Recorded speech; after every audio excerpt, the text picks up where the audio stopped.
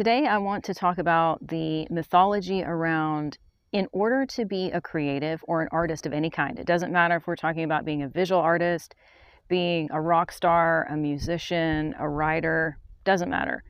You have to really suffer. It's not legit unless you've suffered for it. I'll also talk about the adjacent mythology, kind of a sister or a brother to this idea of the starving artist.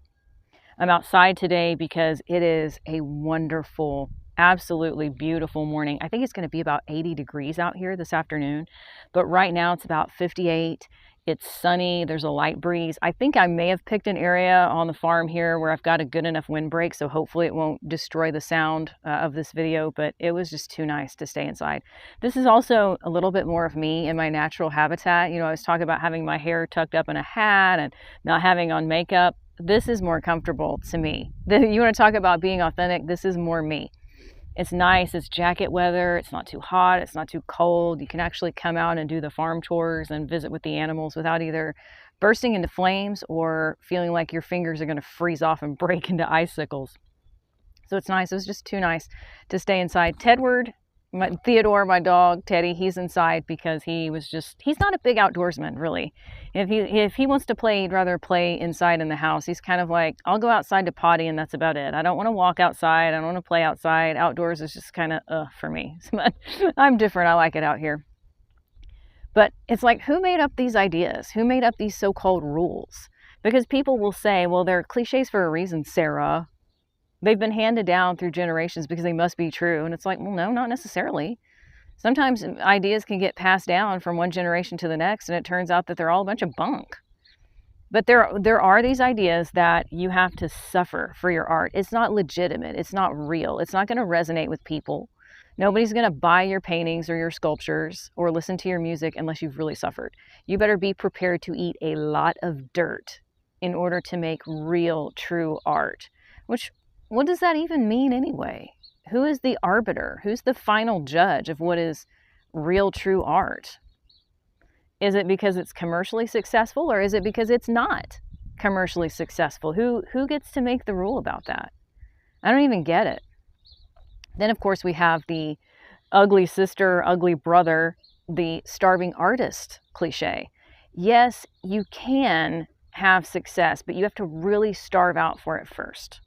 Because we have the idea that great art isn't even recognized within its own generation. Posthumously, after the author or the painter or the sculptor dies and they're no longer around to see what's happened to their work, that's when they hit it big. That's when they become famous. That's when their paintings sell for millions of dollars, or they win some kind of posthumous Nobel Prize or Pulitzer Prize or whatever. But it's not going to happen while they're alive. No. Don't be prepared to see your work resonate with people while you're still here on the planet.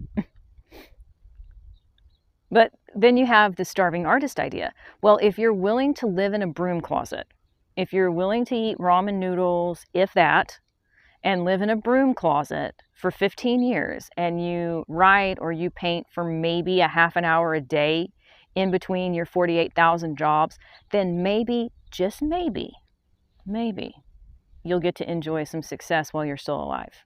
Maybe. And we see gatekeepers who, in my opinion, they're gatekeepers, and in my opinion, they just help to perpetuate this mythology. It's kind of like, I had to suffer, so I kind of want you to suffer too. I don't want anybody else to take the elevator when I took the stairs. I don't want anybody else to scale the mountain faster than I did. I don't want somebody else to say, you know, it's kind of like the 1990s infomercials, there's got to be a better way. I think I'm going to go out and find it. Like Captain America, no, I don't think I will. I don't think I will eat dirt sandwiches for the rest of my life. I don't think I will sit and have this idea that there's nobility in poverty, or that if you want to be a creative, if you want to be an artist, you have to starve out for it. You have to really suffer and live in the broom closet of a laundromat and eat peanut butter and dryer lint sandwiches just to get by. And maybe people discover your comedy, maybe they discover your writing, maybe they discover your paintings, and then maybe not. Maybe you just die in obscurity, and then 20 years after you're deceased, a whole new generation comes along and they're like, oh, this guy or this gal was great. What were we thinking? Why did we ignore them? Yeah, I don't think I will buy into that. I will believe that success is possible within my lifetime, and I will embrace it. I will not look at the idea that unless I've suffered, unless I've cut my ear off like Van Gogh, unless I've lived under a bridge, or I've been strung out on heroin and I've had completely miserable experiences, then somehow my artistry doesn't count. I just don't think that I will choose to believe those things. And that's really one of the points that I want to make today in this quick little video is just you don't have to choose to believe those things because that's all they are, is beliefs. They're somebody else's ideas. They're probably not even cliches or stereotypes that you yourself came up with. They've probably been handed down to you from God knows where. Could have been parents, grandparents, society, people at school. You may not even remember where you heard them, where you picked them up originally. You just know that they didn't come from your own headspace. When you were a kid, you probably weren't thinking, you know, I'm 6 years old. I think I believe in the idea of a starving artist. I think I believe that if I want to become a rock star or a musician or a sculptor one day, I'll have to really suffer. I'll probably need to be prepared to live under a bridge and shoot up heroin for a few years and then battle the demon of getting clean and sober. And then maybe, just maybe, I can hit it big. Maybe. I don't know. We'll see. You weren't thinking that way as a kid. So somebody else put these ideas into your head. I promise you. And the good thing is you can exercise them right out.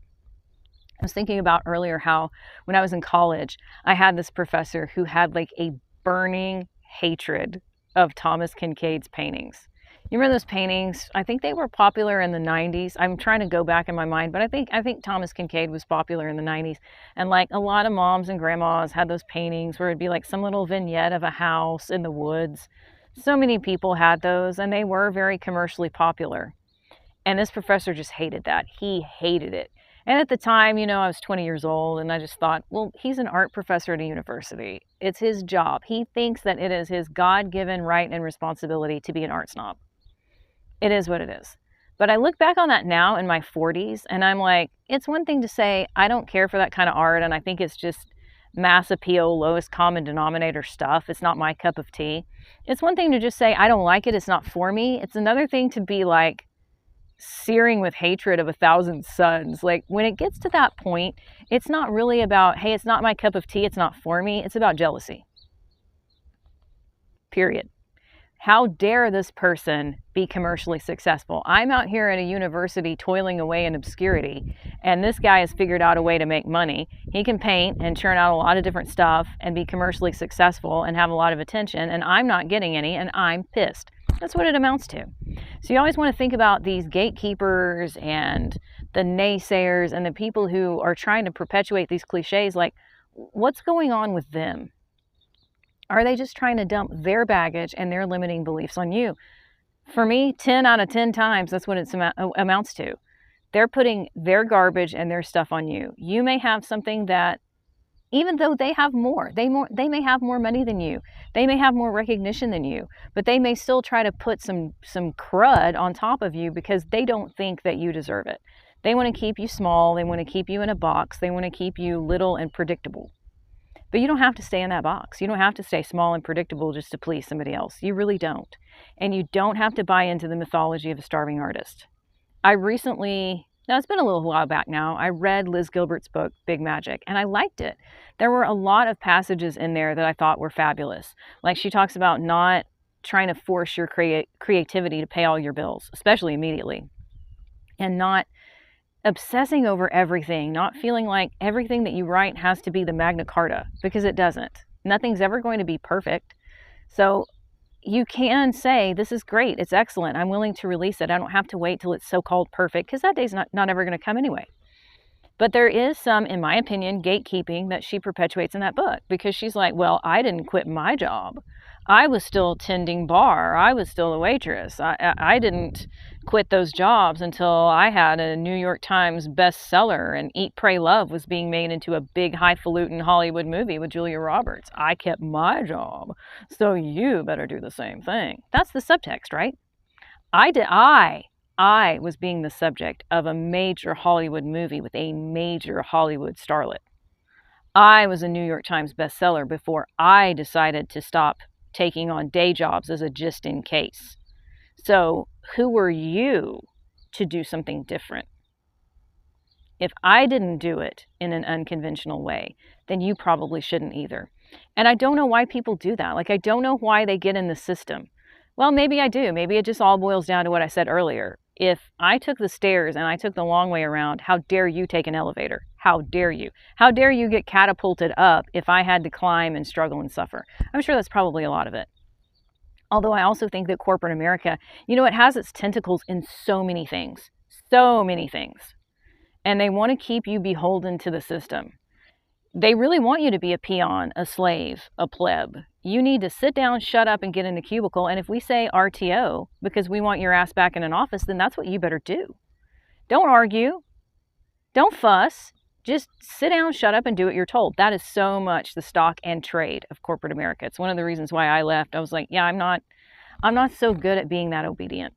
I'm just really not. I like to forge my own path, and I'd rather take a risk and not quite land exactly where I want to instead of feeling like I'm in the matrix.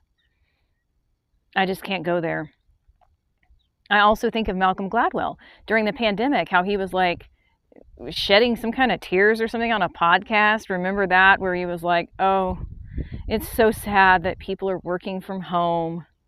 They're sitting around in their pajamas all day and they're not in the office collaborating, and this is just such a modern tragedy. Oh, people are losing so much.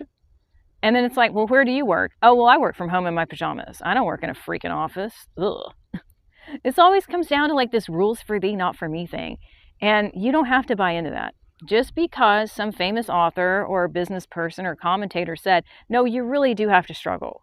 You really do have to eat a lot of dirt sandwiches. You really do have to live in a broom closet and eat dryer lint sandwiches before you can make it. You don't have to believe that. You don't. You can make the choice to say, I do not want somebody else's limiting beliefs taking up space inside my head. I really want to make a different choice. See you next time.